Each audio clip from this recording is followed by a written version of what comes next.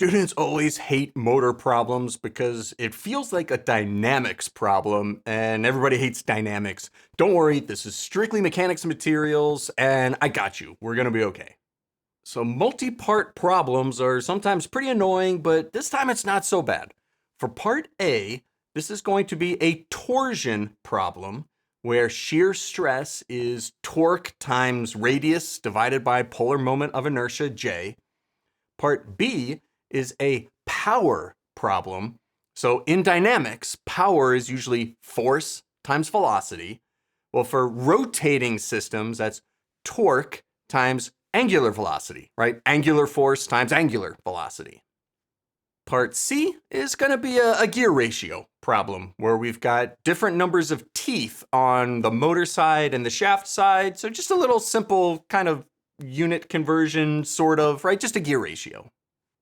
But the number one mistake that almost everybody would make on this problem right from the very beginning is not using method of sections. When solving for torque in a shaft, when you've got multiple torques happening, the 550 and the 800, you have to use method of sections to find the amount of torque in each section.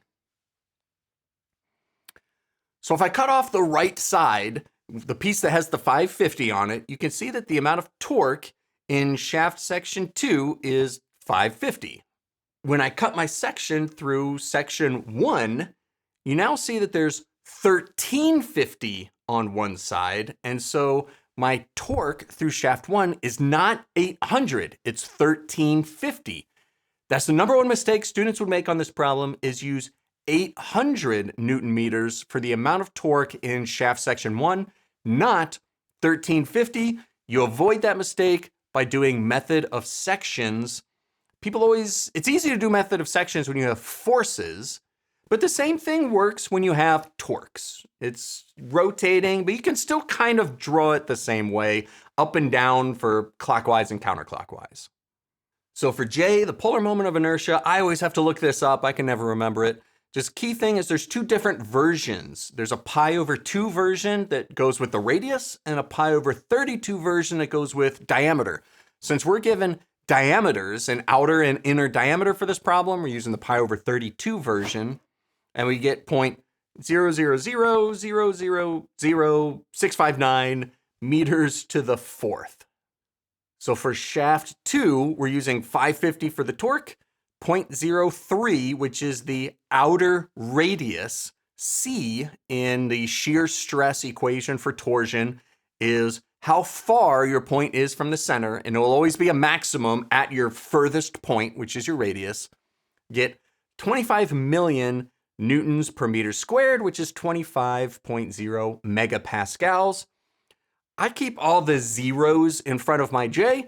It's just easier for me to keep track of zeros than to do, 10 to the minus 7th power scientific notation. I get mixed up with my exponents sometimes, so I keep all my zeros. If you'd rather use scientific notation, that's fine also. For shear stress in shaft section 1, it's 1350 this time, not 800, but the same radius, same value for J, this time 61.5 megapascals. And this makes sense. There should be more shear stress in section 1 because it's the same size and has more torque. And bam, a third of the way done with the problem. So part B, now we're getting into power, scary dynamics. We're given 40 RPM, rotations per minute. This power calculation, we're going to need radians per second because our torque is going to be Newton meters. Power is Newton meter per second. That's a watt. So we need radians per second. Radians is that weird unit that it just sort of disappears. You can actually ignore it. So 1 rotation is 2 pi radians, and 1 minute, 60 seconds gives us about 4.189 radians per second. So our 1350 Newton meters times 4.189 gives us our power in watts, which I can then divide by 1,000, 5.66 kilowatts of power. So why did I use this 1350 torque? Why not 550 or 800?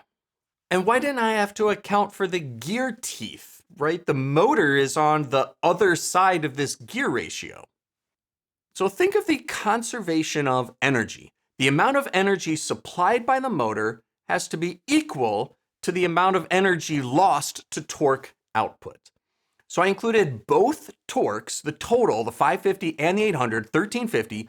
That's essentially all of the torque output. And so I'm using the speed of the shaft and the output torque. I'm essentially calculating power out of the system, but because of conservation of energy, the power supplied by the system has to be equal to the amount of power supplied into the system from the motor. Aha, but part C, how fast is the motor spinning? So we can just use a simple ratio for this. So the ratios of the torques is equal to the ratios of the gears. That is a smaller, fewer gear teeth with the smaller torque, and then more gear teeth is going to end up having more torque. So this 24/72 is the ratio of the gear teeth, and then the torque over 1350, we get torque A, torque supplied by the motor, 450 Newton meters. And of course, now after boxing this answer, I thought we were done, but I actually skipped a part. For part B, it also asked us to find the speed of the motor. And that's actually going to dip into dynamics a little bit again. Don't worry, we're just dipping our toes in a little bit. So for gearing speeds, omega n equals omega n. So the velocity times the number of teeth on one side equals angular velocity times number of teeth on the other side. Plug in the numbers, 120 RPM from the motor. And so we've got the motor side is less torque, more speed. Does that actually make sense? It's really easy to flip some of these ratios and instead of multiplying by 3, accidentally dividing by 3. So did we do it the right way? And the answer is yes, because motors almost always spin at a very fast speed with very low torque.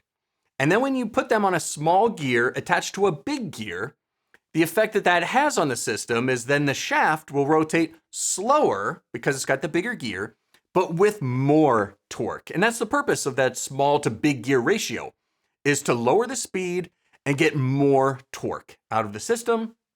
So yes, it does make sense that our motor is spinning faster with lower torque, and then the shaft is slower with higher torque. So that gives us confidence that we did not mess up these ratios. My full mechanics materials playlist is linked down in the descriptions. Go ahead and bookmark it for later. But for now, take a break. You earned it. Good luck on your next test.